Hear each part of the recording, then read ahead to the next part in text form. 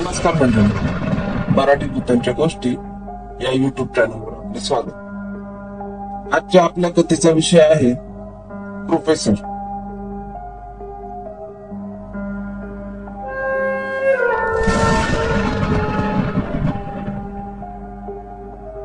निवाराच्या लहानक्या मंचांवर प्रोफेसरांचा सत्कार होत होता. प्रोफेसर निखारगे. खरं तर प्रोफेसर ही पदवी केवळ नावालाच. ते एक उत्कृष्ट चित्रकार म्हणून प्रसिद्ध होते. निवाराच्या या अनाथ आश्रमासाठी त्यांनी मोलाचं सहकार्य केलं होतं. तिथल्या काही मुलांची जबाबदारी स्वीकारली होती. वर्षातून 2दा आश्रमाला त्यांची भरभक्कम देणगी ठरलेली असायची. त्यांच्या व्यस्त जीवनशैलीतून वेळात वेळ काढून ते आश्रमाच्या मुलांना भेटायला यायचे.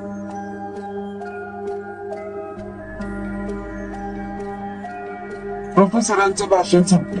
टाळ्यांचा कडकडाट झाला. आश्रम प्रमुखांनी त्यांना कार्यक्रमानंतर थोडा वेळ थांबण्याची विनंती केली. त्यांनी ते आनंदाने स्वीकारले. निरोपाचे शब्द बोलून मान्यवरांनी कार्यक्रमाची सांगता केली. विनंती मान्य केल्यानुसार प्रोफेसर थांबले. मुलांमध्ये रमले. त्यांची नजर एका गोंडस मुलावर पडली. तो मुलगा आश्रमात नवीन होता.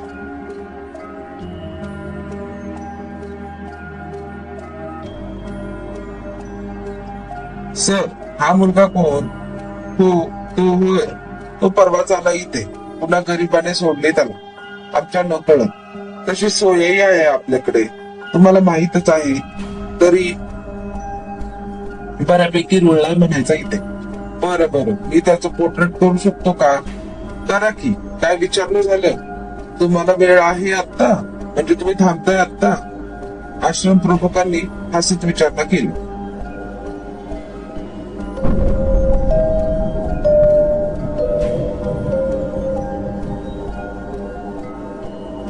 नाही, पुढल्या वेळेस येताना आधी कळवीन तुम्हाला. खूप एकटं वाटतंय हो. शेवटचं वाक्य प्रोफेसर कुणाला कळेल न कळेल इतपत मोठ्यानं बोलले. प्रोफेसरांनी आश्रम प्रमुखांचा निरोप घेतला आणि ते तडक त्यांच्या बंगल्यावर आले. अक्षय तालुक्यात भारत नावाच्या गावी त्यांचा टुमदार बंगला होता.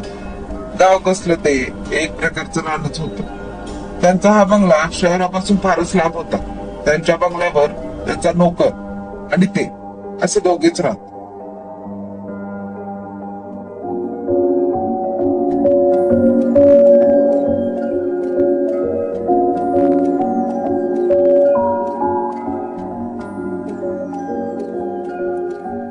बंगल्याच्या प्रवेशद्वाराला लागून स्वयंपाकघर. समोर बैठकीची खोली. तिच्या डावीकडे केलेला पॅसेज आणि त्याला जोडलेली प्रोफेसरांची स्टडी रूम. स्टडी रूम ही प्रोफेसरांची आवडती जागा होती. बंगल्याच्या सर्व खोल्यांपासून ती वेगळी असल्यासारखी वाटायची. वरच्या मजल्यावर 4 खोल्या, ज्या नेहमी बंद असायच्या. प्रोफेसर घरी येताच नोकराने त्याला पाणी दिले. कार्यक्रम कसा झाला याबद्दल विचारले. पण प्रोफेसर दुसऱ्या कुठल्या तरी गहन विचारात घडलेले होते. नोकरांनी त्यांना चहाची विचारणा केली.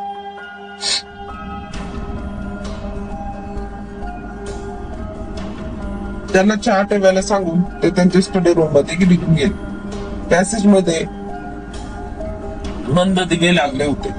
स्टडी रूमच्या सर्व भिंतीवर व्यक्तिचित्रे म्हणजे पोर्ट्रेट्स लावली होती.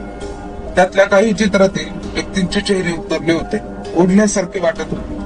खोलीच्या एका कोपऱ्यात एका कागदी खोक्यात बॉक्स मध्ये जुनी पेंटिंग्स ठेवले होते.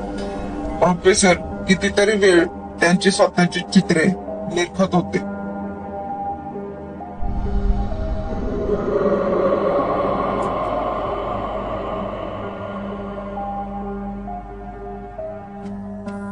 पुढल्या आठवड्यात प्रोफेसरांनी त्या नवीन मुलाच्या पोर्ट्रेटसाठी निवाराच्या संचालकाकडे परवानगी मागितली. संचालकांनी दिली.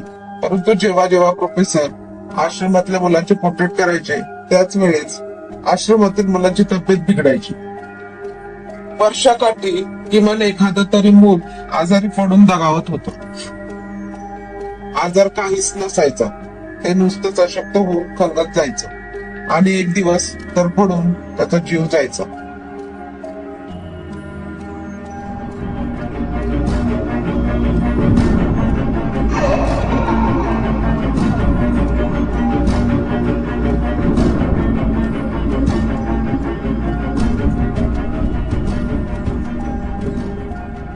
आश्रमात अनघा नावाची मानसशास्त्राची विद्यार्थिनी स्वयंसेविका म्हणून रुजू झाली होती.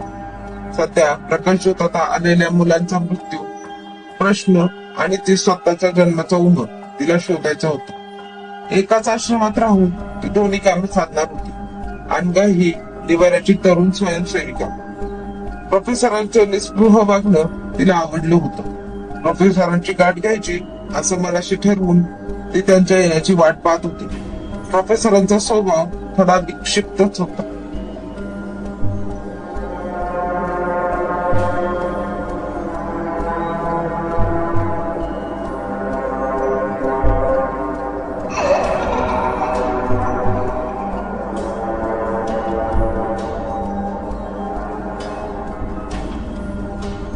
ते रमायचे ते फक्त या आश्रमातल्या मुलांसमोर. त्यातूनच त्यांना अपार शक्ती मिळायची. पोट्रीची सर्व तयारी झाली. प्रोफेसरांच्या भोवती मुलांचा गराडा पडली. प्रोफेसरांच्या समोर त्या लहानग्याला बसवण्यात आलं. त्यांनी एक वार त्या मुलाकडे नीट निरखून पाहिलं आणि त्यांचा हात कॅनव्हासवर चरचर चालू लागला. चित्र काढताना त्यांना आजूबाजूच्या वातावरणाचा विसर पडले. काही मिनिटातच त्यांनी त्या मुलाला मोकळं केलं. चित्र पूर्ण होताच टाळ्यांच्या कडकडाटाने ते भानावर आले.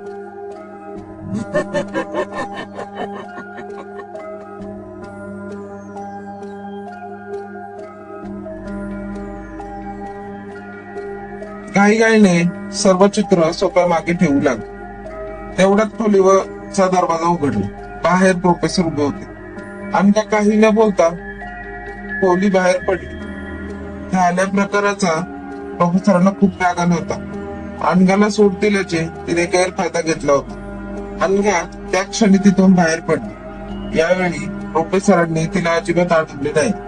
एव्हाना तिच्या बिनधास्तपणाचा प्रत्यय त्यांना आलेला होता. ती एकटी त्या जंगलातून सुरक्षित बाहेर पडेल याची त्यांना खात्री होती. थोड्याच वेळात गाडी थांबल्याचा आवाज आला.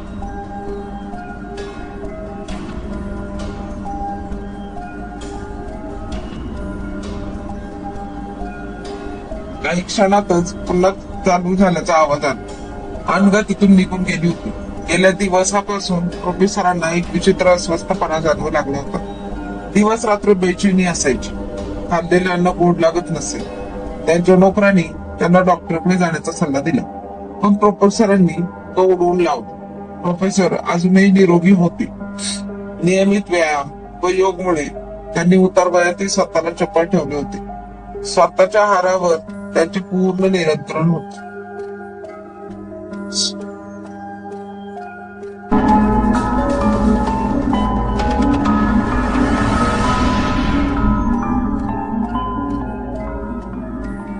कुठल्याच आजारपणाची लक्षणे दिसत नसताना त्याचं डॉक्टरकडे जाणे त्यांना योग्य वाटत नव्हते. हळूहळू त्यांची अंगकाठी अशक्त होऊ लागली. त्यांचे चालणे फिरणे कमी झाले आणि एक दिवस ते अक्षरशः अंथरुणाला खेळले. नोकराने आश्रमाच्या मॅनेजरला मदतीसाठी बोलवले, कारण तेच प्रोफेसरांच्या सानिध्यात असणारे एकमेव व्यक्ती होते. प्रोफेसरांनी अवस्था फारच खालवत होती. कोणत्याही क्षणी त्यांचा मृत्यू होईल अशी परिस्थिती निर्माण झाली.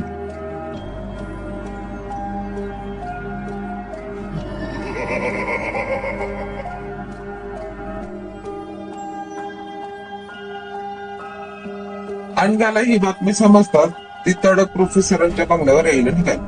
परंतु तिला यायला उशीर झाला. अपर्यंत प्रोफेसरांची पान ज्योत मालवली होती. काही भरल्या अंतकरणाने आणि पाणवलेल्या डोळ्याने ती प्रोफेसरांच्या फोटोपाशी उभी राहिली आणि मन मोकळं करू लागली. पापा, today I am so happy. I thought I lost you but my luck is strong. तुम्ही माझ्यापासून दूर गेला, पण स्वतःच्या भूतकाळापासून दूर जाऊ शकला नाही. काढलं की नाही तुम्हाला शोधू.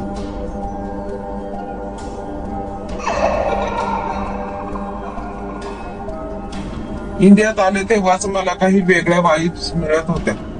म्हणूनच मी आश्रमात आले. अनाथ असल्यामुळे त्यांनीही मला लगेच एक्सेप्ट केलं. पण मला कुणीच ओळखू शकलं नाही, ना तुम्ही ना ते आश्रमवाले. तुम्ही भेटल्याचा मला धैर्य आनंद झाला. आश्रमातल्या अशा किती मुलांचे बळी घेतले. याचा कुठेतरी अंत व्हायला हवा होता आणि मला माझे डॅड सुद्धा हवे होते. शेवटी झालंच की माझ्या मनासारखं. तुम्ही भेटला, मग मीच तुम्हाला हळूहळू विष दिले.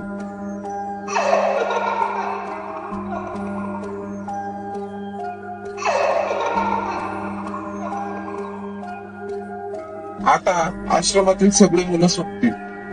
मला माझे वडील गेले म्हणून कायम दुःख राहील, पण मुलं वाचतील. कारण तुमच्या पेंटिंग मुळे बरेच जण मेले होते. तुम्ही ज्याचं पोर्ट्रेट करता ते मूल तडफडून मरत होते असं म्हणून ती फोटोला बिलगली. प्रोफेसर फोटोतून मूकपणे अश्रू ढाळत होते.